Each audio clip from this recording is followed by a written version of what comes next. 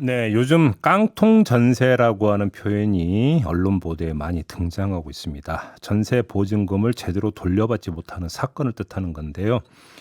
이런 사고 금액이 올해 상반기에만 3,407억 원이었다고 합니다.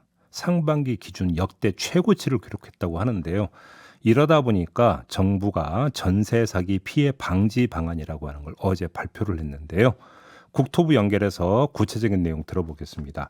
정진훈 국토부 주택토지실 주택기금 과장 전화로 연결합니다. 나와 계시죠? 예, 안녕하십니까. 네, 안녕하세요, 과장님. 일단 어제 예, 발표된 거 골자만 좀 간략히 좀 정리해서 말씀해 네, 주시겠습니까? 네.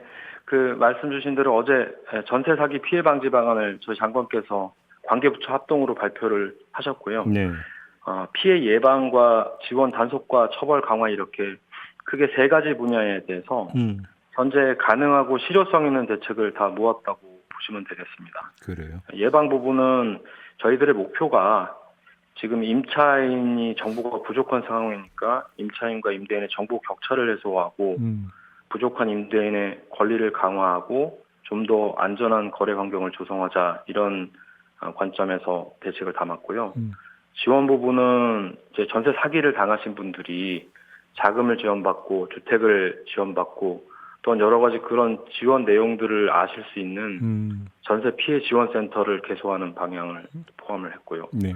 단속과 처벌은 그동안 이제 언론에 많이 나왔지만 지난 7월부터 저희 국토부와 경찰청이 사기 특별 단속을 하고 있는 부분들 알겠습니다. 그리고 사기 가담자에 대한 처벌을 강화하는 부분을 담았습니다. 가장 핵심은 역시 예방일 것 같은데요. 깡통 네네. 소지가 보이는 데는 아예 이제 들어가면 안 되는 게 제일 좋은 방안 아니겠습니까? 예, 예, 그렇습니다. 그래서 결국은 이제 관련 정보를 얼마나 투명하게 공개하고 제공을 하느냐 이게 핵심인 것 같은데 우리가 네네네. 일반적으로는 이제 계약 맺기 전에 그 이제 등기부등본 떼 보면 근저당 설정된 거 보고 야 네네. 이거 너무 설정 금액이 많은데 이러면 이제 내가 네, 후순위가 되니까 이제 피하는 이런 경우가 일반적인 접근법이잖아요. 근데 맞습니다. 이거 가지고는 안 되는 겁니까? 그러니까 이제 권리 관계 중에서도 음. 등기부에 나와 있는 것도 있고요. 네, 안 나와 나오지 있는 게 않는 있나요? 것도 있습니다. 어떤 게 안 나온 있습니까? 것도 이제 뭐 국세나 지방세를 체납한 경우에 일정 기간이 지나면 이제 압류, 가압류가 되면은 등기부에 들어가는데 네. 이제 그 체납이 됐음에도 불구하고 등기부에 없다면 확인이 어렵고요. 예, 예, 예, 예. 예, 그런 부분들이 있고 이제 그 다가구 같은 경우에는 선순위 세입자의 보증금을 확인할 수 있는 부분이 좀 상당히 미비한 아, 상황이고, 다가구 같은 경우는 그렇고. 아, 예, 그러면 이 예, 세금 체납이 있으면 그게 예, 우선순위가 됩니까? 예, 예, 국세나 지방세는 우선해서 변제가 되고요. 이게 순서가 경매로 가면 경매 비용이 먼저 변제가 되고, 예. 그다음에 세금이 변제되고, 어. 그다음에 근저당은 순위에 따라서 변제가 됩니다. 아, 근저당만 예, 갖고는 안 되는 거군요. 그럼 그것만 확인해서는 안 되는 거군요. 그러면 그렇습니다. 예, 확장 입자를 받아봤자 그 뭐 순위가 바뀌는 것도 아니고. 예, 예, 맞습니다. 그런데 예, 그러면 그건 좋은데요. 예. 그 집주인의 체납 사실은 개인 정보에 해당이 될 수 있잖아요. 이걸 막 이렇게 공개도 되는 겁니까?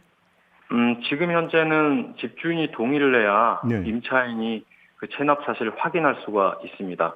이게 이제 개인정보 보호의 문제 때문에 그렇게 되는 건데요. 예. 저희가 이제 관계부처 협의를 하면서 국세와 지방세 부분도 계약을 하고 나시면 임대인이 동의하지 않더라도 임차인이 확인할 수 있도록 그렇게 이제 할 계획이고. 근데 잠깐만 이제 계약을 하고 나면입니까? 네, 계약 전에는 네. 이렇게 나눕니다. 내일 또 이제 대책을 보시면 음. 계약 전에는 임차인이 요청한 경우에 임대인이 이제 이런 사실들을 확인할 의무가 있고요. 예. 확인해 계약 줄 후에는 의미죠. 확인해 줄 의미요. 예. 그렇습니다. 예. 이제 제출을 해야죠. 증빙을 해야 되고 예. 계약 후에는 계약이 이제 완전히 됐기 때문에 법률 관계가 성립을 했기 때문에 예. 임, 임대인이 동의하지 않더라도 임차인이 그 사실을 본인이 직권으로 확인할 수 있게 이렇게 하려고 합니다. 어떻게 확인하는? 확인 창구가 어떻게 됩니까 그때? 확인은 결국 뭐 세무서 가셔서 확인을 하시면 되고요. 네. 그리고 뭐 앱을 통해서도 이제 확인이 가능할지는 나중에 이제 저희가 좀 더 이제 보완 방안을 마련해야 될 텐데 아무튼 법이 좀 통과가 돼야 되는 부분들이 있습니다. 이거는 그러니까 법이 그러니까 저기 예, 받쳐줘야 되는 겁니까? 예, 법이 국세징수법, 지방세징수법, 주택임대차 보호법 이게 개인 권리에 대한 부분들이기 때문에 네, 법을 그렇죠. 개정해야 되는 사항입니다. 근데 핵심은 계약 다음은 그렇게 중요한 것 같지는 않고 계약 전에 세금 예. 체납 사실이 있는가를 확인하는 게 어찌 보면 가장 중요한 문제인 것 같은데 맞습니다. 예. 그때는 임차인이 임대인한테 요구하면 임대인은 확인해 줘야 된다 이렇게 되면 예. 근데 사실은 그 전세 계약 같은 경우는 임차인이 예. 의리라고 봐야 되는 거 아닙니까? 현실적으로?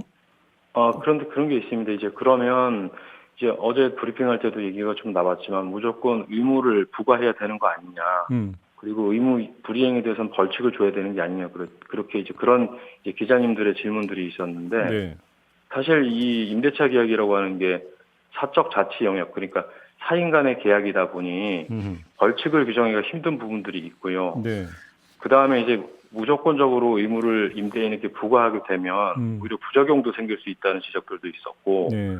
그래서 일단 이런 부분들은 임차인이 요청으로 좀 제한을 뒀고 대신에 공인중개사가 임차인은 이런 권리를 가지시고 임대인은 이런 의무가 있습니다. 라고 설명한 의무를 동시에 부여하기 때문에 제 생각엔 상당히 좀 법만 통과되면 실효성이 있을 거라고 보입니다. 저도 임대차 계약을 해봤지만 그런 권리가 있는지를 제가 몰랐거든요. 예, 알겠습니다. 뭐 이런 뭐 그러니까 권리가 조금이라도 이제 확대가 되는 건 반대할 사람은 누구도 없을 텐데. 근데 현실적으로 사실 엄청난 부자가 아니고서는 세금 체납을 했다 손 치더라도 그게 뭐 몇십만 원 이런 수준일 가능성이 거의 대부분이라고 봐야 되는데. 그렇습니다. 그렇게 된다면 이것이 뭐 깡통 전세하고 직결되는 요인이라고 보기는 사실 어려운 부분 아니겠습니까? 그런데 이제 사고 사례들 이렇게 저희가 살펴보면은 종합부동산세나 국세 부분에서 문제 생기는 경우들이 많거든요. 양도소득세나 이런 것들은 수십만 원 단위가 아니고 수억 원 이상의 단위가 되는 경우가 되게 많습니다. 근데 제가 왜 이 질문을 이 질문을 드리고 싶어서 이제 말을 꺼낸 건데요. 깡통 전세가 보통 이제 갭 투자해가지고 계속 집 사들이면서 전세 놓고 그 돈에다가 또 대출을 얹어갖고 집 사고 계속 이렇게 해서 나타나는 경우가 대부분이잖아요. 예, 맞습니다. 그러면 이게 대출 단계에서 뭔가 좀 조사가 들어가고 제한이 들어갈 수 있는 방법은 없는 겁니까? 대출은 솔직히 제가 국토부가 대출은 이제 영역은 아니라 제가 함부로 말씀드리긴 어려운데 이제 많은 전문가들이 그런 말씀을 하시더라고요. 전세 대출이 상당히 용이하기 때문에 바로 이 대출의 용이함 때문에 이거를 노리는 사람들이 많다라고 이제 지적을 하시는데요. 사실은 일반적인 주택 구입 대출하고 달라서 전세 대출은 이제 서민들이 주로 이용하시는 거기 때문에 아니요, 저는 전세 대출이 아니라 그러니까 그 매입 대출을 말씀을 드리는 겁니다. 매입 대출요. 이 사람이 그러니까 갭 투자하면서 이게 계속 마구잡이로 집 사들여 갖고 대출 받고 있구나라는 것들은 추적이 가능하잖아요. 그걸 어떻게 제한할 수 없느냐라는 거죠. 그런 부분은 이번에 이제 대책에 이제 포함시키지는 않았는데요. 저희가 그런 부분도 이제 검토해서 왜냐하면 거기서 하나가 그러니까 사고가 나버리면 연쇄 도미노가 되고 그게 깡통 전세 규모를 키우는 거잖아요, 사실은. 그런데 이제 그래서 저희 대책에 담겨 있는 것 중에 또 하나가 사실은 가장 문제가 됐던 게 그겁니다. 보증 가입을 할 때 이제 부채 비율이라고 하는데 쉽게 말씀드리면 매매가가 3억인데 전세값을 3억을 땡겨가지고 그거를 다 사고를 내는 그런 경우들이거든요. 그 문제를 해결하기 위해서 사실은 어떻게 가냐면 문제가 감정 평가를 할 때 이 주택의 가격이 얼마인가 이걸 산정할 때 지금은 임차인이나 임대인이 원하는 감정 평가업자를 가가지고 가격을 떼올 수가 있습니다. 그러다 보니까 이미 보증 가입 당시부터 부채 비율 100%가 넘어서는 거거든요. 그래서 그거를 이제 공인된 감정 평가사한테만 가서 이제 받아올 수 있도록 하고 공시 가격의 상한도 이제 150에서 140으로 낮춘 게 지금 말씀하신 그런 부분을 좀 우회적으로 제한하기 위해서. 알겠습니다. 그런데 문제는 그러니까 전세 계약 맺기 전에 말고 이미 전세 살고 있는 분들이 만약에 사고가 발생했을 때 이분들의 어떤 구제 책임도 또 중요한 거 아니겠습니까? 어떤 내용이 있습니까? 이거 관련해서는? 네, 그래서 이제 사실은 그렇습니다. 이게 계약 단계가 가장 중요하고요. 이게 사건이 벌어지면 결국 소송으로 가야 돼서 굉장히 이제 어려운 과정이 시작이 되는데. 그래서 저희가 이제 몇 가지 피해자에 대한 지원 대책을 마련하는 것이 있습니다. 내년부터 주택도시기금에서 이제 피해자분들에게 융자를 지원하게 될 텐데요. 연 한 1%대로 이제 지원을 해드리려고 하고 있고요. 그 다음에 이제 보증료가 좀 부담되시는 분들도 있습니다. 특히 청년이나 신혼부부 같은 경우에 사고 당하시는 분들 비중을 보면 70% 정도가 20, 30대에서 발생을 합니다. 네.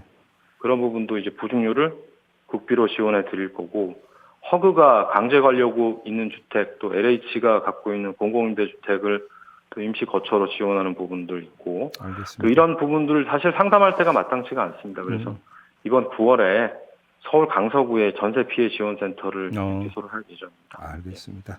네. 자, 말씀 여기까지 들어야 될 것 같네요. 고맙습니다, 과장님. 감사합니다. 네, 지금까지 정진훈 국토부 주택기금 과장이었습니다.